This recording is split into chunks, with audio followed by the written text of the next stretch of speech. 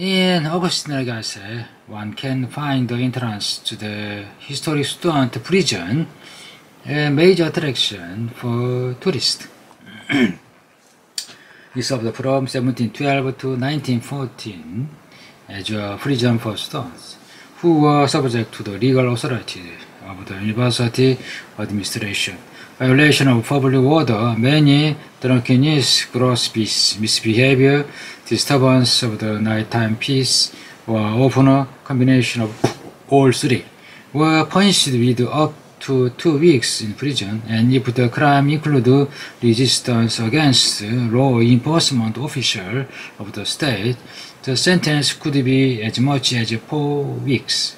Many of the undergraduates regard such crime as naturally high spree that were as much a part of their course of study as the final examination. Only for the first 2 of 3 days were inmates kept on bread and water, after which they were allowed to have a meal sent in from outside, to receive a visit from fellow prisoners, and even to attend lectures. Many generations of students immortalized themselves by applying watercolors and candle smoke to decorate their cells, to which they gave names by Grand Hotel and Sansori after the Prussian place, Felice, and Potsdam. Proceeding southward back and along Augustiner Grasse, there is a plaque on the wall of the Baroque building on the left commemorating Nadler, the local dialect poet who was born here.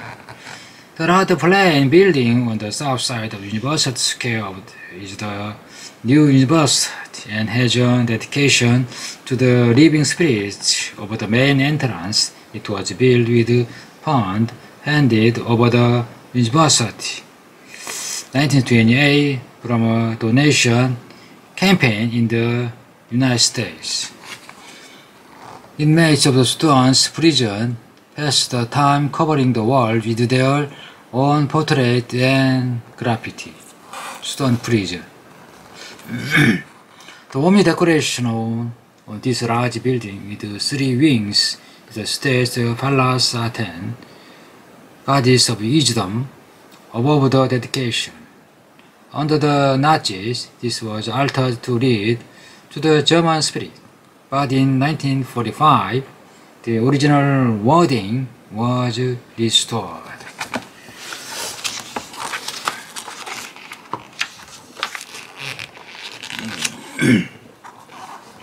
The 3 wings of the building form a inner courtyard open toward to east.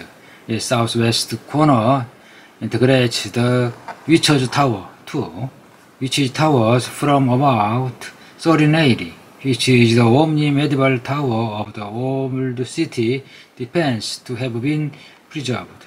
It once preserved as a women's prison and was later converted into a memorial to the former students who were killed in the First World War.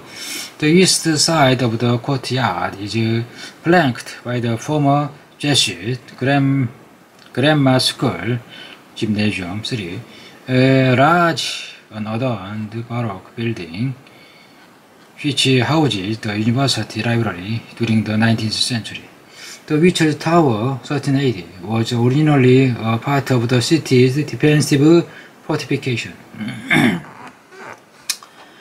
Climbing a few steps, we pass into Seminar Strave, directly facing the courtyard of the royal, lovely Jesuit building.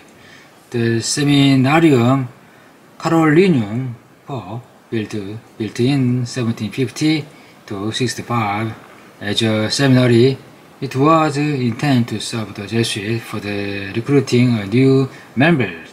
After Pope Clement XIV dissolved the order in 1773, it served a variety of functions, being at various times a hospital, a lunatic asylum, and military barracks, a memorial flag on the wall of the eastern pavilion commemorates the soldiers of the 110th Grenadier Regiment who were quartered here from 1881 to 1914, 1,363 of whom fell in the First World War.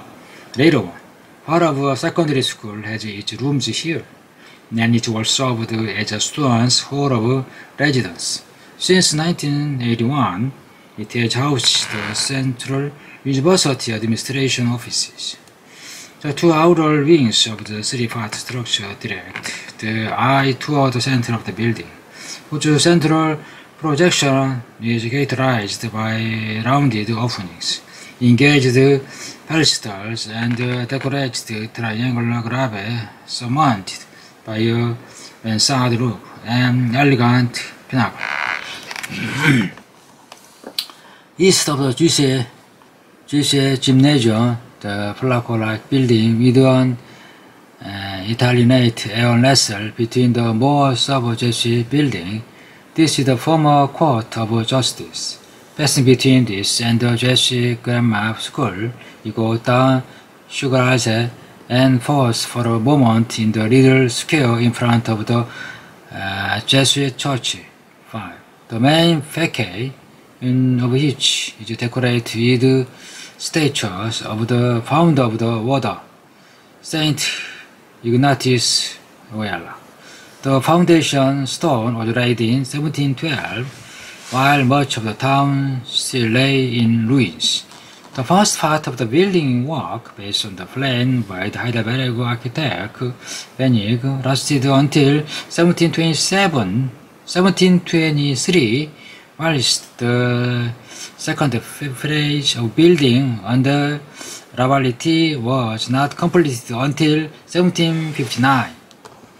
The interior has an almost weightless effect and fund by Bradens and Organ Gallery by Rivability are especially worth seeing.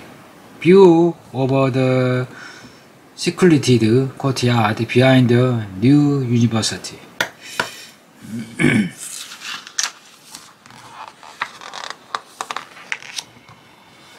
The attractive portal of the former Jesuit college. The crypt next to the side entrance of the left contained the moral remains of the powerful Prince-elect Frederick I and members of his family. They were finally laid to rest here after an odyssey through a number of monasteries. Next to the church, the Museum of Sacred Ark and Liturgy contains an interesting collection of liturgical vessels and artifacts. The corner of the building on the west side of the square in front of the church had a beautiful Madonna statue by Brandens. On the opposite side of the square, we see the Jesuit College building. After housing a school for many years, this massive building is now occupied by the university, while its facade adorning the Jesuit church includes the attractive portal surmounted by a depiction of the Trinity.